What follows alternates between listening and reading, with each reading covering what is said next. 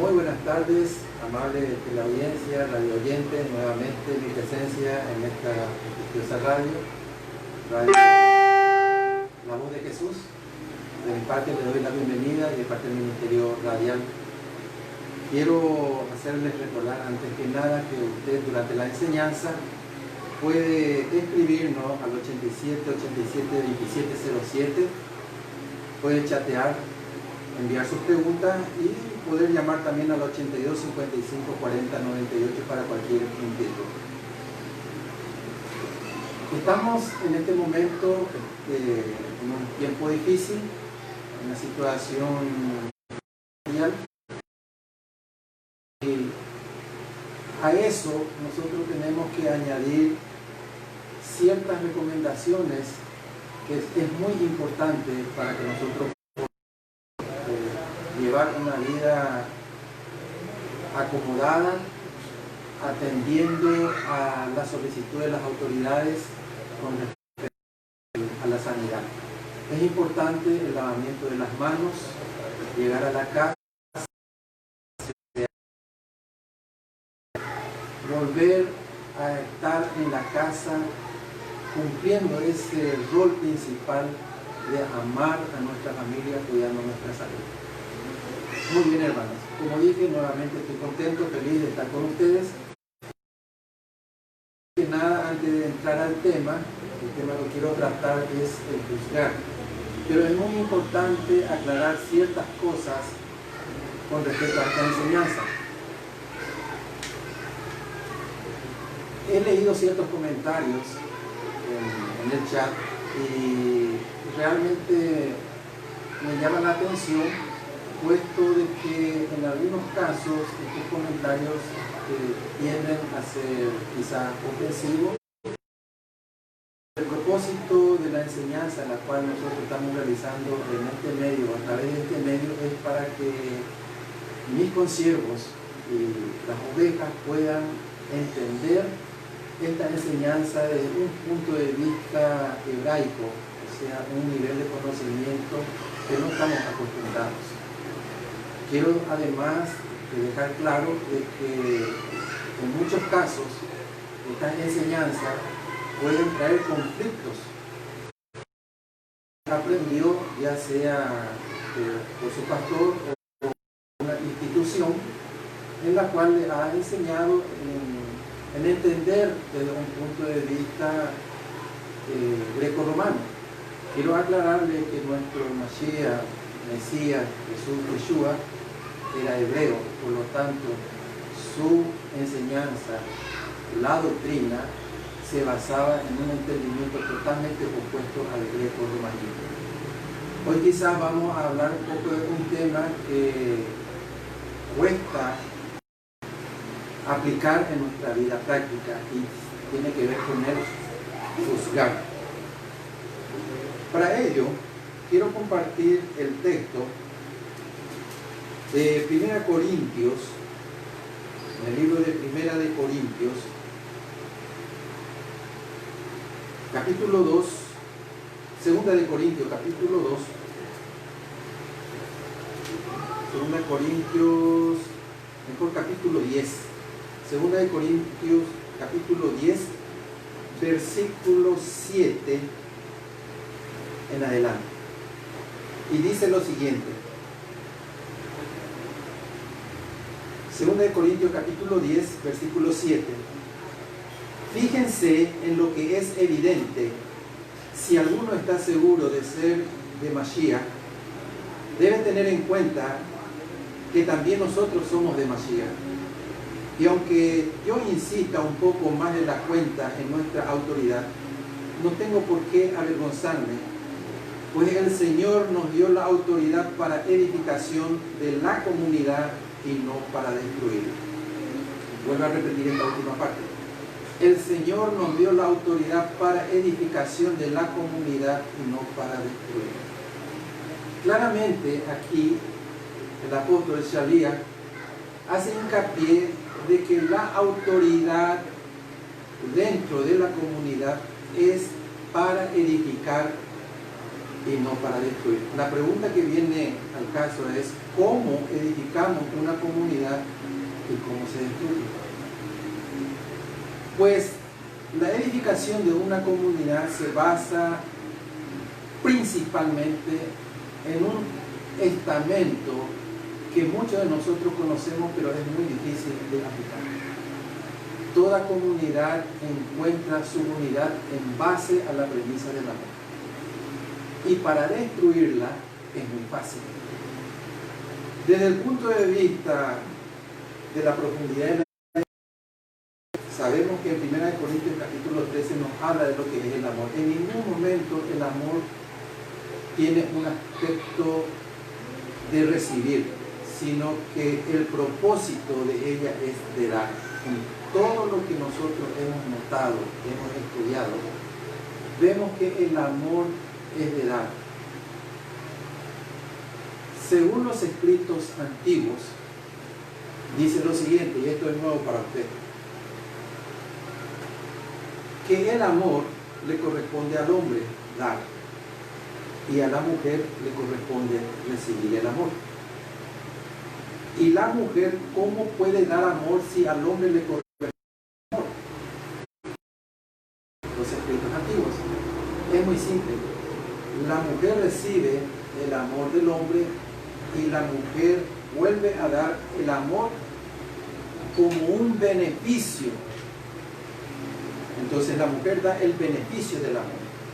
Por lo tanto, ambos dan y recibe. El hombre da amor y recibe de la mujer el beneficio del amor. La mujer recibe el amor y da el beneficio del amor. Estas cosas se tienen que fundir para que el amor sea una potencia de convivencia en un hogar. Eso quiere decir que en un hogar, cuando se habla de amor, debe haber un recipiente y debe haber un medio por el cual da el amor. En este caso se trata de la familia, en el caso del padre y la madre, hombre, mujer, marido, esposa. Los dos, cuando están unidos y cumplen sus roles fundamentales, entonces el amor se da. Hasta ese punto podemos nosotros comprender de por qué el Creador establece de que el hombre y la mujer son la carne. Muy bien. Entonces, la base y el fundamento para edificar una comunidad es el amor. Personas que llegan a dar y personas que llegan a recibir. Y no para destruirlo. La pregunta es, ¿cómo podemos destruir una comunidad?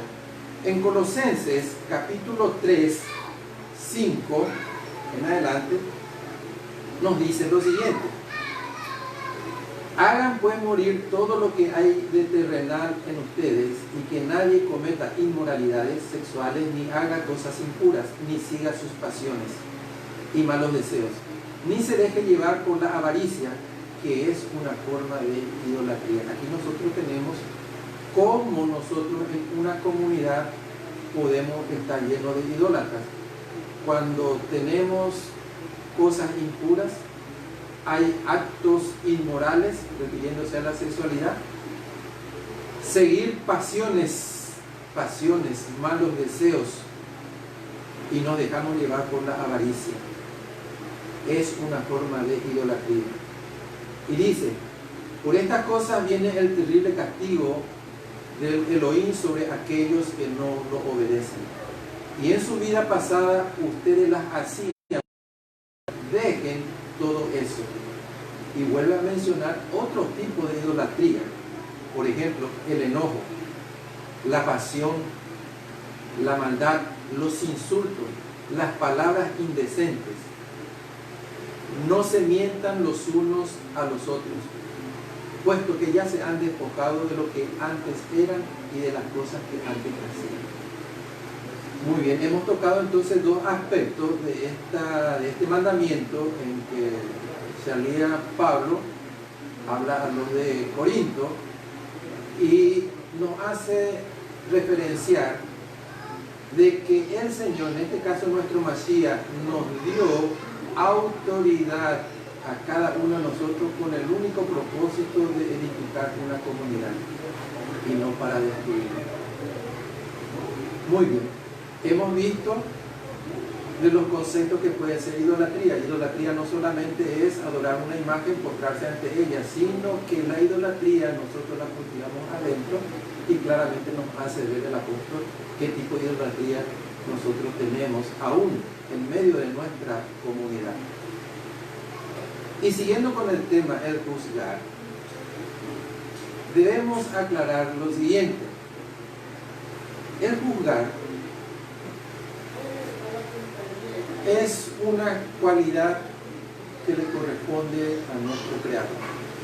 Y nuestro Creador juzga en todo momento. De hecho, cuando todos nosotros estemos delante de su trono, seremos juzgados. Seremos juzgados según lo que hayamos hecho. Quiero tocar un poco el tema para entrar en este aspecto del juzgar. Lo que dice en el libro de Yohanan, Juan capítulo 5, refiriéndose al juzgar. Yeshua les dijo, les aseguro que el Hijo de Elohim no puede hacer nada por su propia cuenta. Solamente hace lo que ve hacer al Padre, y todo lo que hace el Padre también lo hace el Hijo. Y el Padre no juzga a nadie, sino que le ha dado a su Hijo todo el poder de juzgar. No crean que yo los voy a acusar delante de mi Padre. El que los acusa es Moisés, en quien ustedes han puesto su confianza. Obviamente aquí el texto está haciendo referencia cuando él está hablando a los fariseos, a aquellos que conocían la Torá, la palabra, y hablaban del tema de juzgar.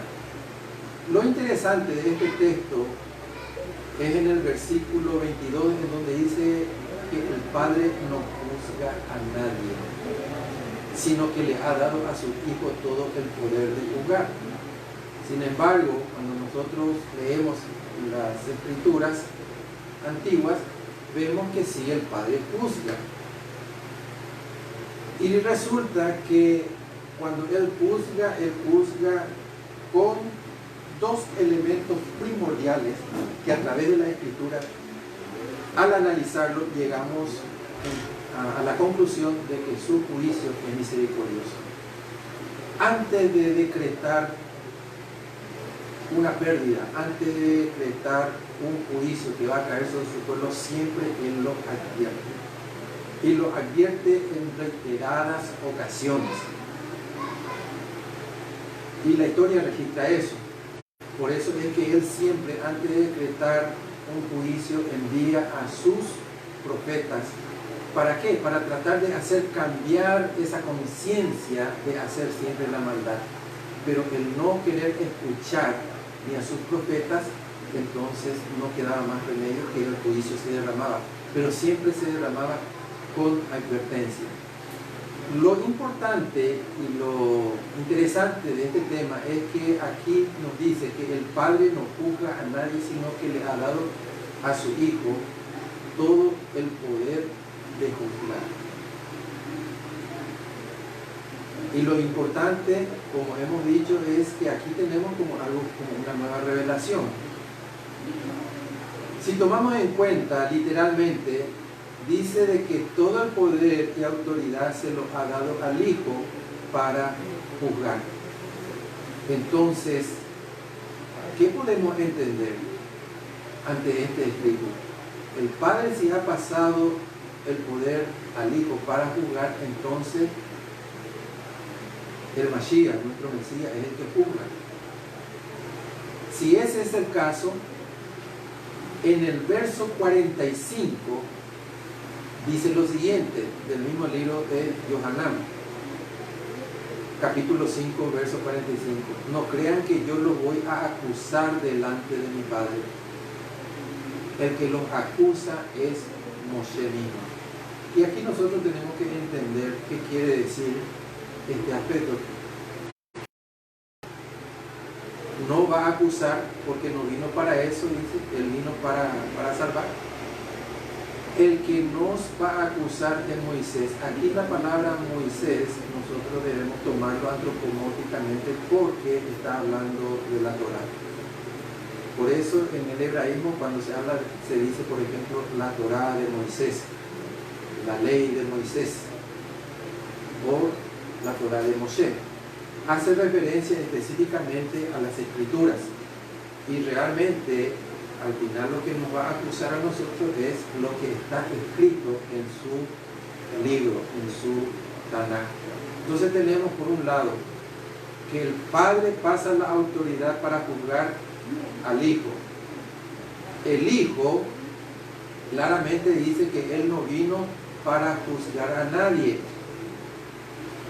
sino que esa autoridad de juzgar pasa a lo que es algo escrito, en este caso la Torá, la Biblia. Y este libro es lo que delante del Padre y delante de los ángeles serán abiertos para el día de juicio. Eso es lo que nos habla en el libro de Revelaciones, libro de Apocalipsis. Apocalipsis capítulo 20, 12, dice lo siguiente: y vi los muertos, grandes y pequeños, de pie delante del trono. Y fueron abiertos los libros, y también otro libro, que es el libro de la vida. Los muertos fueron juzgados de acuerdo con sus hechos y con lo que estaba escrito en aquellos libros. Vuelvo a repetir. En primer lugar dice que él aquí está viendo muertos grandes y pequeños de pie delante del trono, y fueron abiertos los libros. Al decir los libros, claramente hace ver que hay más de uno, pero asumiendo que son dos libros el que está ahí, entonces aclara que también es abierto otro libro. Entonces tendríamos 3 libros. Con respecto a este otro libro, lo llama el libro de la vida, Sefer Hayim en hebreo, el libro de la vida. Entonces, nos queda responder qué libros son los que están abiertos aparte de este libro que se llama el libro de la vida. Bueno, en estudios que tienen que ver con el hebraísmo y estudiando a los Bajamín, a los sabios antiguos, a los profetas antiguos, estos 2 libros tienen que ver con lo siguiente. Un primer libro, que es el libro principal, hace referencia a la Torá. Este primer libro hace referencia a la Torá. El otro libro hace referencia al libro de los Hechos. O sea, el libro en donde están registradas todas nuestras acciones, todos nuestros actos. Y ese libro, que es conocido como el libro de los hechos, el libro de los actos, no me estoy refiriendo al libro de la Biblia Hechos de los Apóstoles, sino que al libro de los hechos de la vida, en donde están registrados todas nuestras acciones, sea en palabras, pensamientos y obras, están registradas en esos libros. Y finalmente, como mencionaba, otro libro es abierto, es el libro de la vida. El libro de la vida no es más que el registro en donde está nuestro nombre.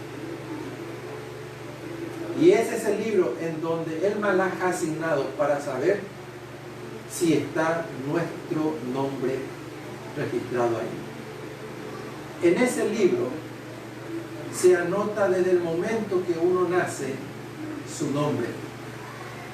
Pero ese libro de la vida está supeditado a que permanezca por siempre el nombre en ese libro, o sea, borrar el nombre de ese libro.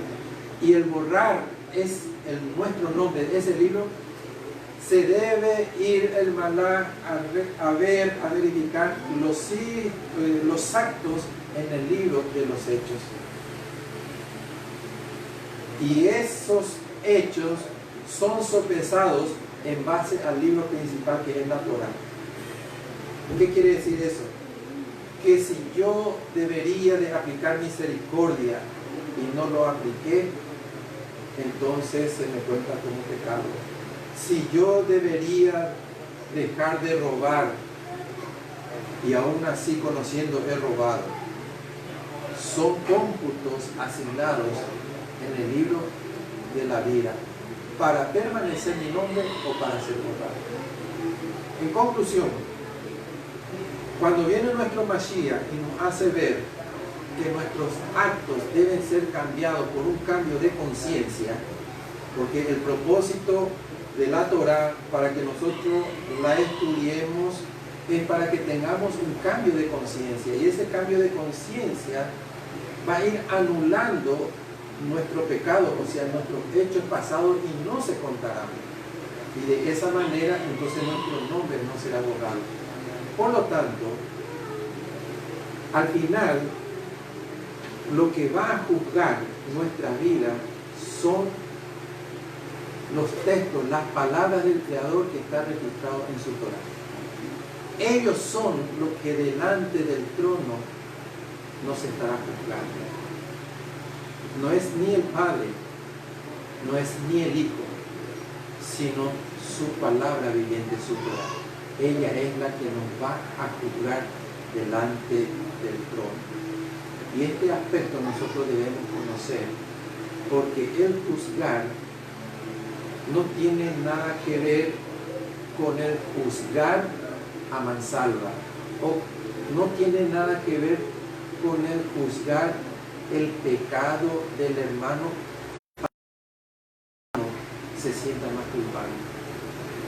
El juzgar tiene dos aristas: el juzgar para hacer prevalecer la justicia del Creador, o el juzgar simplemente porque yo no soporto a mi hermano, o porque yo no estoy de acuerdo a lo que piensa o a lo que hace, y que me aprovecho de una situación cuando quepa la oportunidad, entonces derramo toda mi batería y todo mi conocimiento de lo que yo conozco y sé de la Biblia para anularlo. Voy a comentar una historia breve de un rabino que llegó a considerar a nuestro Mesías Yeshua, que es el Mesías verdadero. Y cuando él decide un día ir a la sinagoga donde él estaba acostumbrado a enseñar, llega en un momento dado cuando uno de los estudiantes está siendo enjuiciado. El juicio consistía en considerar su expulsión de la sinagoga, o sea, de su casa de estudio, por el simple hecho de violar ciertos procedimientos, ciertas normas, ciertas reglas de la comunidad. Por lo tanto, los que estaban sentados en la silla del juicio, que eran sus propios hermanos, entonces estaban delineando si iba a ser expulsado o no. En ese momento viene el rabino, el maestro, y se sienta entre ellos. Cuando empieza el juicio, cada quien da su norma, cada quien da su alegato, cada quien está dando su parecer para juzgar al hermano. En todos los casos siempre encontraban alegatos para expulsarlo. Uno por uno, cada uno de ellos estaban haciendo peso para que definitivamente ese hermano, porque infringió las normas y directrices de su comunidad, sea expulsado. Pero faltaba la opinión del maestro principal, en este caso el rabino. El rabino en todo momento estuvo escuchando, estuvo callado, y en el momento que le piden para que él dé su opinión, él no dio una opinión, simplemente le dijo a su alumno: eres libre, puedes continuar estudiando con nosotros. Ya se imaginarán todos los alumnos que dijeron: ¿cómo puede ser? Si hizo esto, según el código merece esto, merece la expulsión, no entrar más. Cada quien estaba definiendo que el juicio del profesor o del rabino no está acorde a las normas y a la directrices. Entonces,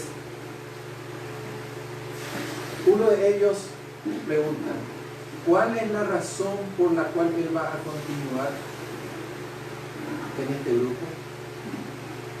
Simplemente él responde: en las muchas palabras hay juicio, y en las muchas palabras contundencias que avalan la expulsión de vuestro hermano, solamente oís necedad y ningún dato que tenga que ver con misericordia. Por lo tanto, si esta sinagoga solamente se vale para hacer juicio, debe dejar de existir, porque la base, el fundamento para la subsistencia de una comunidad y nuestro Dios, que es nuestro Creador, que está en medio nuestro, la base tiene que ser la misericordia y no el juicio. Esa es la razón por la cual Él seguirá en esta comunidad. Porque estoy seguro de tanto escuchar el juicio de ustedes ha ocasionado temor y pavor. Él necesitaba una palabra de aliento para que se pueda levantar. Pues esta anécdota me ha hecho pensar mucho en ciertas situaciones que se dan en nuestras comunidades. En nuestras comunidades tenemos conocimiento. Hay personas que conocen bastante la Biblia, conocen la Torá, conocen reglas. Inclusive pueden dar respuestas acorde a lo que están en las Escrituras, pero aún así puede no tener misericordia. ¿Qué nos hace falta a nosotros para evitar que nosotros actuemos con justicia sin misericordia?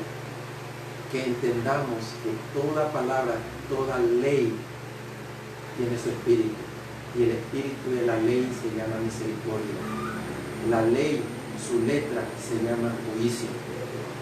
Recuerden que eso mismo nuestro Mashiach Yeshua pasó con aquella mujer que fue sorprendida en el mismo acto de adulterio. Los que los tenían que apedrear, cada uno agarraba una piedra. Cada uno estaba dispuesto a ejecutar la sentencia. ¿Por qué? Porque la Torá, la palabra lo dice. ¿Se cumplió la regla de que fue sorprendida en el acto mismo de adulterio? Sí. ¿Se cumplió la regla de que ambos tenían que ser apedreados? No. Ahí hay una falla legal. Solamente trajeron a la mujer. Entonces, aún así, quería cumplir esa sentencia. Y todos conocemos la historia cuando dice Yeshua que el que esté libre de pecado que arroje la primera piedra. Y cada quien fue por su lado. ¿Qué dijo Yeshua? ¿Dónde están los que te acusan? Uno a uno desapareció. ¿Y cuál fue el espíritu de la ley en ese caso? La misericordia. Por eso dice: vete y no peques más. Muchos de nosotros en las comunidades estamos adoleciendo de ese problema. Tenemos mucho conocimiento, demasiada justicia, poca misericordia y casi nulo de revelación. Tenemos que tener más revelación que conocimiento, porque el conocimiento nos puede llevar a la soberbia y a la altivez. El conocimiento se asocia con la parte física, con lo carnal. La revelación está asociado con el alma. Es por eso que nosotros hoy necesitamos escuchar más mensajes que hablen al alma y no al intelecto, y para escudriñar las Escrituras. Y es por eso que estamos hablando un poco del tema del juzgar. Antes de juzgar a nuestro hermano, debemos mirarnos a nosotros mismos. ¿Qué área de nuestra vida necesitamos autojuzgarnos? El juzgar, hemos visto que le corresponde al Padre, pero el Padre traspasó al Hijo. Y el Hijo dijo, yo no he venido a juzgar, sino que a salvar lo que se ha perdido. Y luego tenemos la revelación de que realmente en el día del juicio lo que nos va a juzgar es la palabra escrita. Y la palabra escrita va a juzgar nuestros actos, no lo que creemos. Eso que quede bien claro. Yo puedo creer que Yeshua es el Hijo de Dios. Puedo creer en su sangre, que se derramó, que me cubre, que me limpia, que me purifica y que me redime. Yo puedo creer todo eso, pero aún así mis actos no condicen con mi creencia. Y eso no me asegura de que yo sea salvo. En ninguna parte de la Escritura habla de la salvación como un concepto que nosotros creemos. Y esta es la segunda parte que quiero llevar porque está asociado con la palabra de juzgar. Y tiene que ver con esta palabra que todos conocemos, que es la salvación.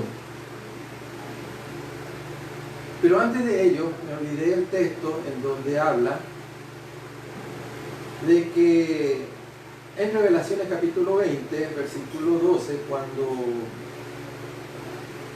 los muertos grandes y pequeños están delante del trono y los libros son abiertos y el libro de la vida dice, y los muertos fueron juzgados de acuerdo con sus hechos.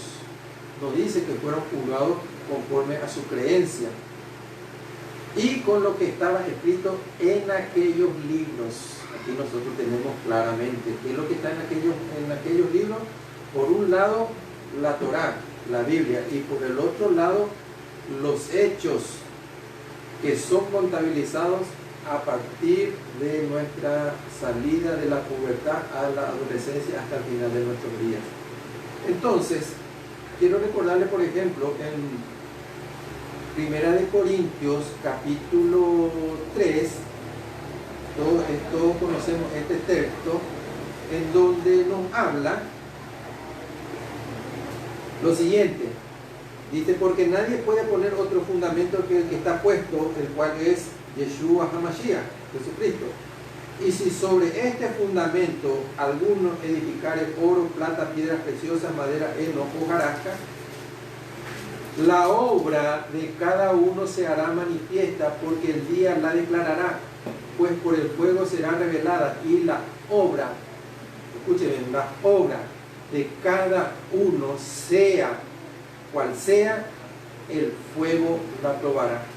Y si permaneciere la obra de alguno que sobreedificó, recibirá recompensa. Claramente aquí nos dice que lo que vamos a presentar delante del Padre, delante del trono, en donde ellos estarán observando, pero realmente el que nos estará acusando es la palabra, lo que tenemos que presentar son nuestros hechos concretos. Hechos concretos que puede resumirse el amor al prójimo. Eso es todo. ¿Qué he hecho con mi prójimo?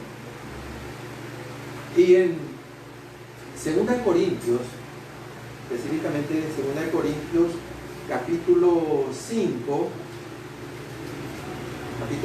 versículo 10, nos reafirma, y nos está hablando a nosotros, no está hablando aquí a los perdidos, no está hablando aquí a los que no conocen a Yeshua, sino dice, porque es necesario que todos nosotros, Pablo está incluyéndose a sí mismo, comparezcamos ante el tribunal del Mashiach, para que cada uno reciba según lo que haya hecho mientras estaba en el cuerpo, sea bueno o sea malo. Nuevamente aquí tenemos un texto muy aclaratorio que lo que vamos a presentar delante de nuestro abacador, de nuestro Padre y delante de nuestro Mesías son nuestros hechos. Es por ello que tenemos que tener muy en cuenta que cada palabra, cada pensamiento, cada acto que hacemos será sopesado. Por lo tanto, no te apresures de juzgar a tu hermano que ha caído en pecado. Primero trata de pensar de cómo levantarlo, cómo restaurarlo, por más difícil que sea de digerir ese pecado. Alguien me preguntó una oportunidad si yo estoy de acuerdo con la disciplina. Estoy de acuerdo porque levantarlo. Trata de hacerlo entender. Habla a su alma, no a su intelecto. Porque generalmente la persona que cae en pecado tiene conocimiento, sabe lo que debe hacer, pero aún lo hace. Entonces es un problema espiritual. Aprenda a tratar los problemas de manera espiritual y no de manera cognitiva. ¿Qué quiero decir con esto? Es que la Biblia dice, nosotros estamos cansados, le dijo una oportunidad a una persona, de escuchar lo que la Biblia dice. ¿Por qué estamos cansados? Porque los que pregonan y hablan y dicen, no lo hacen. Y tiene razón. Necesitamos escuchar más hechos concretos de lo que la Biblia dice. Hechos concretos. Entonces, lo que les quiero hacer ver es lo siguiente. Una vez que ya hemos visto que lo importante en nuestra vida diaria como creyentes de Mashiach es nuestras acciones, nuestras obras, no tanto lo que creamos, porque también el diablo cree y tiembla. Nosotros, que somos llamados a ser sus hijos, creemos y no temblamos. Entonces, un cambio de conciencia nos lleva a un acto, a hacer actos de bondad, a hacer actos de misericordia. ¿Qué quiere decir eso? Que una persona avariciosa, una persona no misericordiosa, puede hacer bondadosos y misericordiosos. Tenemos un caso, en el caso que nos comenta en el libro de Lucas, capítulo 19, el caso de Zacai, en hebreo, Zaqueo, en español. Vemos a una persona aquí muy odiada por su propio pueblo, porque era una persona que cobraba impuestos para el imperio romano. Y no había mayor deshonra como ciudadano judío, hebreo, que cobrar impuestos a su propio pueblo para otra corona. En el caso de Zaqueo, la maldad era mayúscula porque Roma exigía la recepción de cierta cantidad de oro y plata y cobre cobrado en metálico. Vale decir de que este cobrador de impuestos tenía la obligación de acumular peso exacto de impuestos. ¿Qué quiere decir eso? Para poner un ejemplo y que podamos entender, Roma exigía que se cobraba o que se cobrara por cabeza, por ejemplo, a cada cabeza de un hogar, 4 shekels o ciclos. Pero él, cuando cobraba, exigía 7 shekels, 7 ciclos. Y ellos lo sabían. Y si no pagaban los 7, iban a ser denunciados y obviamente esto llevado a la muerte. Entonces, el pueblo decidió pagar para salvar su vida. Pero esa diferencia de 3 ciclos, de 3 shekels, quedaba en la bolsa de Zaqueo. Y así, durante todo el tiempo en que estuvo bajo el impuesto romano, él llegó a ser un hombre muy rico, pero muy odiado, porque sabían que la riqueza era producto del robo.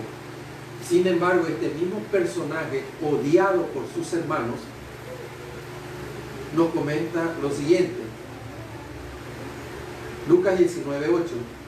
Zaqueo se levantó entonces y le dijo al Señor: mira, Señor, voy a dar a los pobres la mitad de todo lo que tengo. Y si le he robado algo a alguien, le devolveré 4 veces más. Yeshua le dijo, hoy ha llegado la salvación a esta casa, porque este hombre también es descendiente de Abraham. Pues el Hijo del Hombre ha venido a buscar y salvar lo que se había perdido. Interesante. Hay algo interesante porque dice aquí, comentan los comentaristas, obviamente, dice que lo que más le molestó a las personas cuando oyeron a Yeshua, y eso incluye a sus talmidim, es que él haya dicho de que la salvación llegó a la casa de un perdido, porque también él es hijo o descendiente de Abraham. Y descendiente de Abraham no cualquiera podía ser. Era un título muy honorífico ser llamado hijo de Abraham. ¿Recuerdan el pasaje cuando los fariseos que entablaban conversación y acusaban a Yeshua, le dijo, nosotros somos hijos de Abraham? Al decir eso están diciendo, nosotros somos del linaje puro de nuestro padre Abraham. ¿Y qué contestó Yeshua? Yeshua claramente dice que aún mi padre puede levantar hijos aún de estas piedras. Y eso fue lo que más hizo rechinar los dientes a los fariseos. Y en este caso aquí nosotros vemos una misma situación. ¿Cómo puede ser que Yeshua haya establecido la salvación a la casa de un ladrón, de un saqueador? La palabra saqueador viene de saqueo.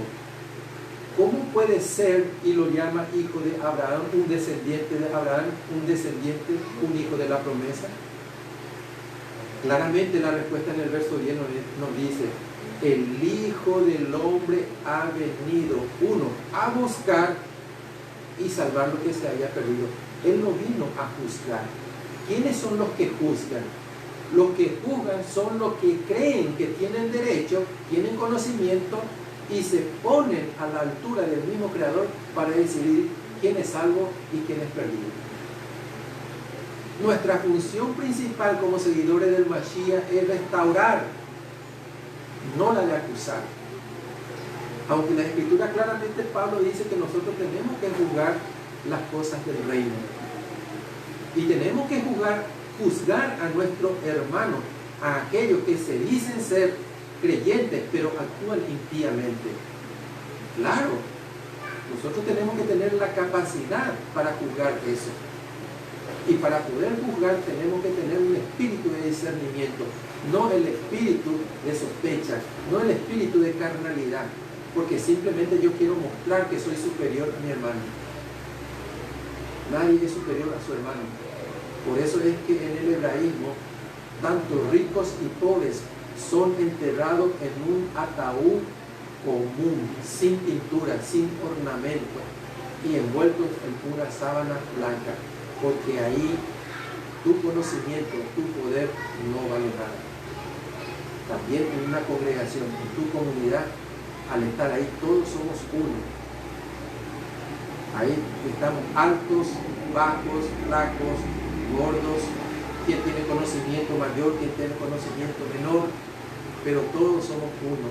Por lo tanto, es responsabilidad de aquellos que conocen más, enseñar la justicia del Creador, y que la justicia del Creador se basa en el amor, en la bondad, en la misericordia, y no precisamente en el juicio.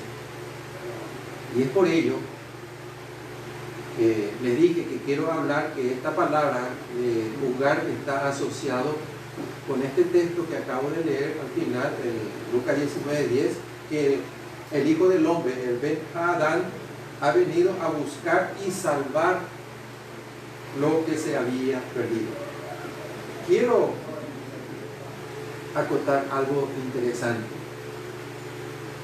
Y esta palabra, o este entendimiento, o como usted pueda llamarle, esta conjetura, este significado, no sé cómo usted lo llamará, pero yo les digo, este entendimiento sea nuevo para ustedes.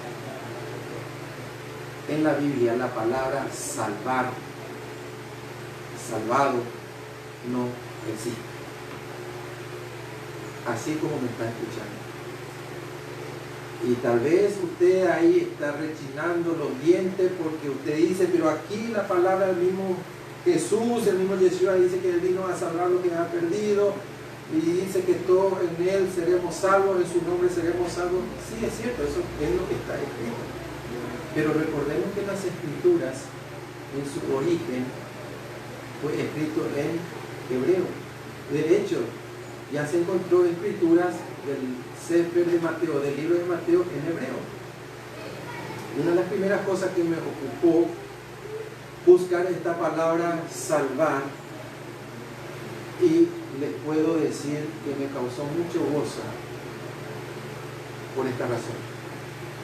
Se tiene entendido que dentro de las comunidades cristianas en las cuales nos hemos desenvuelto, la gran mayoría de los cristianos que están dice que fueron salvos por medio de la sangre de Cristo, y Él nos vino a salvar del pecado, del poder del pecado. Bueno, está todo bien, pero un elevado porcentaje llegan a los pies del Mashiach, a los pies de Cristo, a través de una enseñanza, a través de una prédica.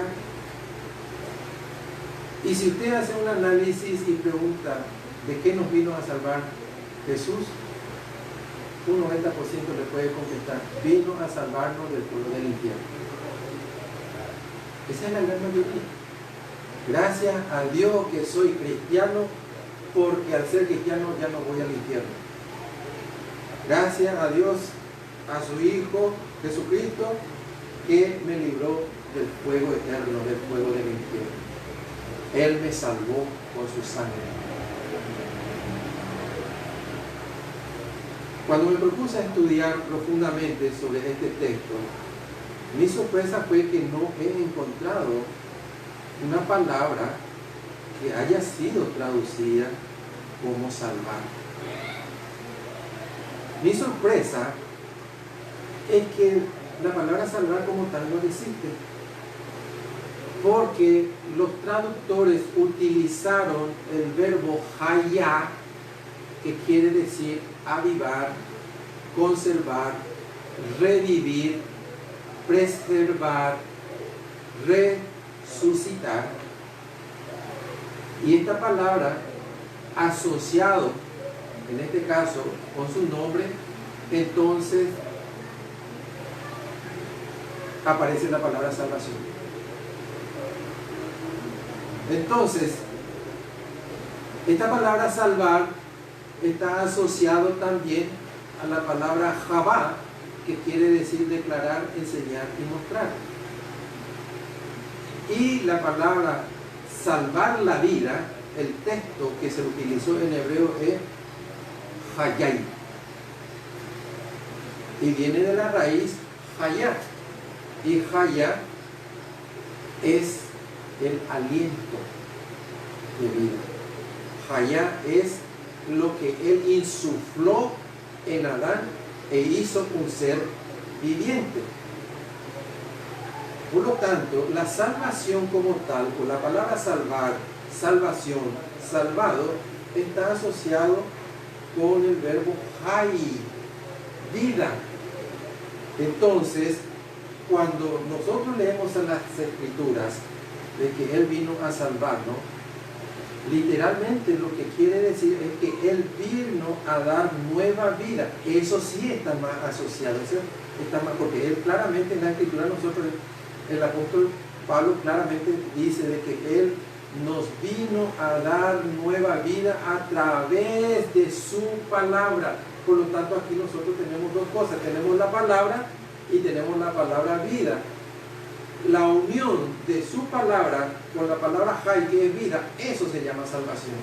Pero no está asociado bajo ningún concepto con un lugar específico donde nosotros, si nos portamos mal, nos iremos a ese lugar que se llama infierno, o si nos portamos bien, nos iremos al cielo. No está asociado con eso. La palabra salvación está asociada con dos palabras, Javá y Hayá, que quiere decir palabra y vida. Entonces, la unión de ambas palabras es lo que se tradujo como salvación, pero asociado a una nueva vida a través de una nueva conciencia. Y la nueva conciencia se adquiere escudriñando la Escritura, no leyendo. Porque la nueva conciencia a la cual estamos hablando es la conciencia del Creador. Y nosotros necesitamos tener la conciencia del Creador, no la conciencia de la teología, no la conciencia de lo que te dicen que es y no lo es. Esta nueva conciencia, que es la del Creador, es la conciencia realmente que nos renueva y nos da nueva vida. Esto es lo que nosotros debemos entender, amados hermanas, con respecto a la palabra salvación. Nosotros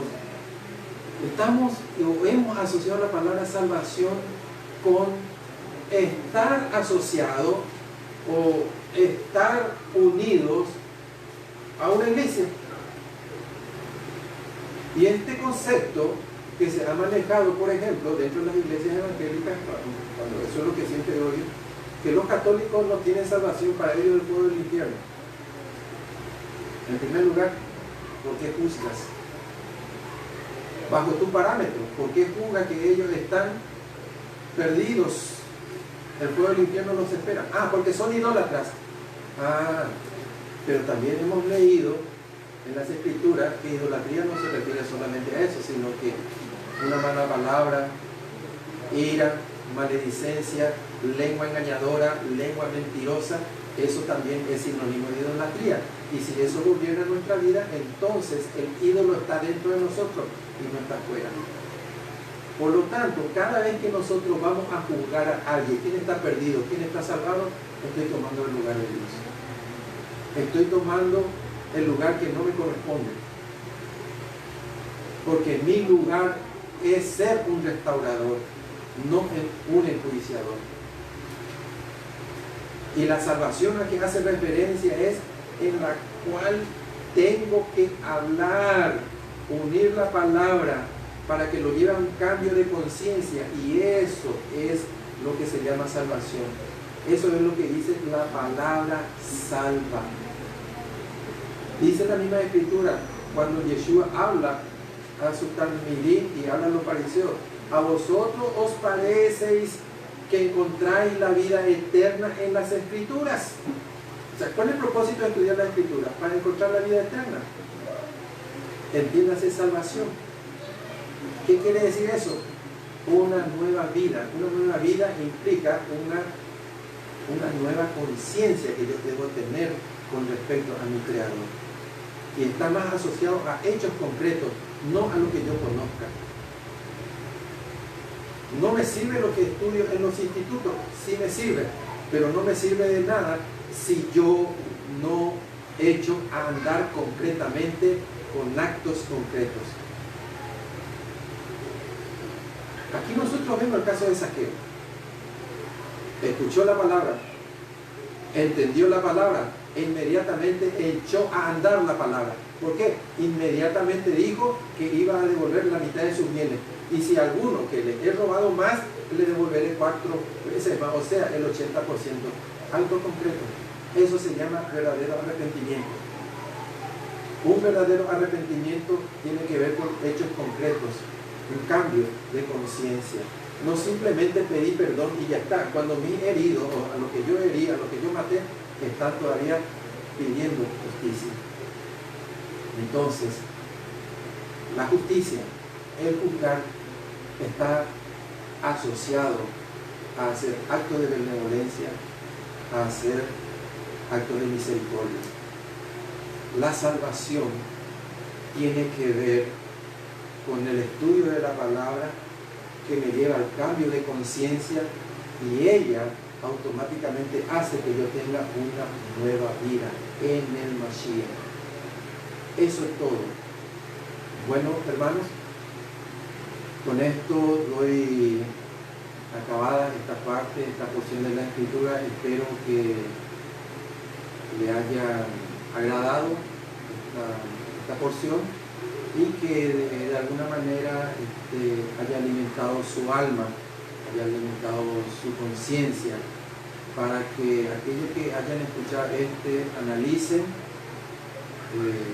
dejen de juzgar y sométanse a nuestro Creador a través de nuestro Mashiach. Nuestro Mashiach no vino para juzgar, sino que Él vino para salvar lo que se había perdido. Y nosotros, de igual manera, debemos hacer esa comisión. Porque muchos de los perdidos que están dentro de nuestra comunidad, y están perdidos, ¿por qué? Por falta de misericordia, por falta de hacer que nosotros actuemos con bondad y dejemos definitivamente de estar arropando la justicia o mi propia justicia. Que nuestro Creador los bendiga, que nuestro Creador siga estableciendo su paz en cada uno de ustedes. Y les recuerdo los números telefónicos, en la cual pueden llamar al 82 55 40 98 y al 87 87 27 07. De mi parte y de parte del Ministerio Radial La Voz de Jesús, les deseamos muy buenas tardes y hasta pronto.